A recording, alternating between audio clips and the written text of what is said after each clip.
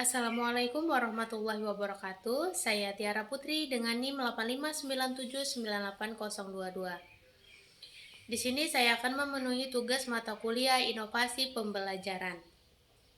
Saya akan menjawab pertanyaan dari soal-soal nomor 2. Adapun soal yang pertama yaitu, apa itu Automated Online Proctoring? Jawabannya, Automated Online Proctoring adalah sistem pengawasan ujian daring yang menggunakan kecerdasan buatan untuk memantau peserta ujian secara otomatis tanpa pengawasan manusia yang hadir langsung.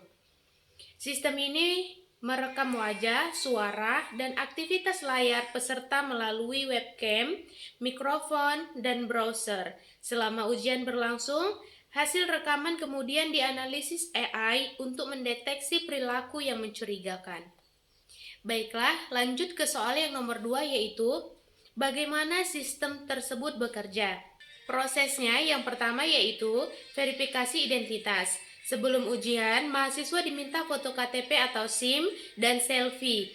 AI akan mencocokkan wajah dengan identitas untuk memastikan yang ujian adalah orang yang benar. Kemudian yang kedua, pemantauan selama ujian. Kamera mendeteksi apakah ada orang lain di ruangan, apakah peserta sering melihat keluar layar, atau meninggalkan tempat duduk.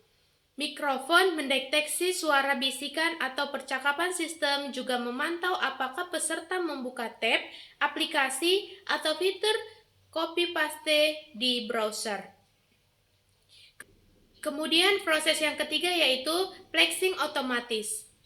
AI akan memberi tanda atau flag pada aktivitas yang dianggap mencurigakan. Misalnya, wajah tidak mendeteksi selama 30 detik, ada suara lain, atau peserta sering melihat ke bawah. Kemudian proses yang keempat yaitu review manusia.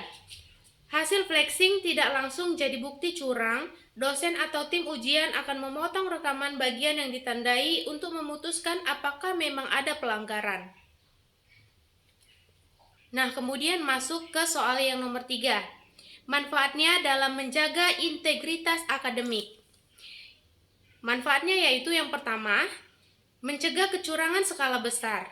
AI bisa mengawasi puluhan ribu mahasiswa sekaligus, sesuatu yang tidak mungkin dilakukan pengawas manusia.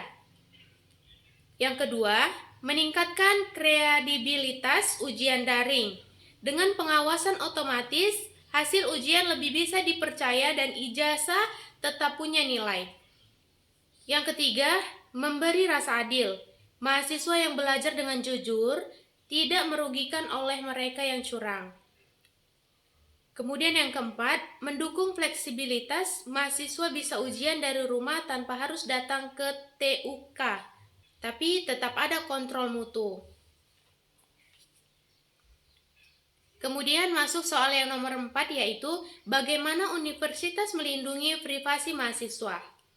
Jawabannya, karena AOP mengakses kamera, mikrofon, dan data pribadi, universitas perlu punya protokol ketat.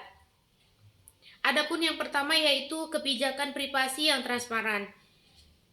Jelaskan data apa yang dikumpulkan, untuk apa, berapa lama disimpan, dan siapa yang bisa mengakses. Data biasanya hanya digunakan untuk keperluan ujian dan dihapus setelah periode tertentu.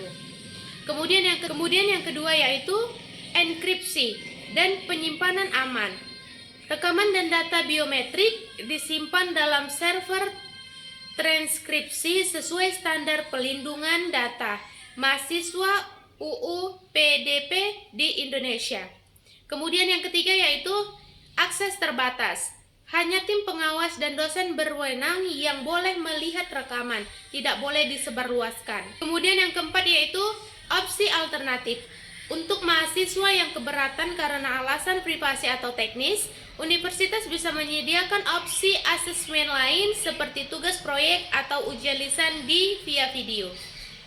Kemudian yang kelima yaitu persetujuan informed consent. Mahasiswa diberi informasi jelas sebelum ujian dan diminta persetujuan untuk menggunakan AOP. Baiklah, demikian pertanyaan dan jawaban dari soal yang nomor 2 yang sudah saya jawab. Terima kasih. Wassalamualaikum warahmatullahi wabarakatuh.